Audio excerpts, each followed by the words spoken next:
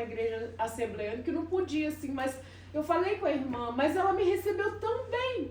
Me recebeu na porta tão bem. E eu falei, irmã, desculpa, eu tô de bermuda. Ela falou, irmã, não tem problema, porque era isso, já era Deus me conduzindo ali naquele lugar.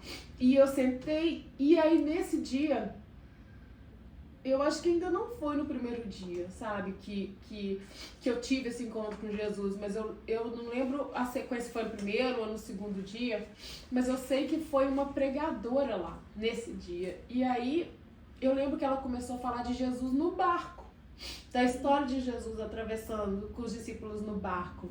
E quando aquilo, e tudo que ela falava, eu olhava pro lado e falava, meu Deus, é a minha vida, né? Que é alguém falou pra essa sempre, né? Como assim? Realmente, eu preciso que Jesus esteja comigo no meu barco. Ele nunca esteve comigo.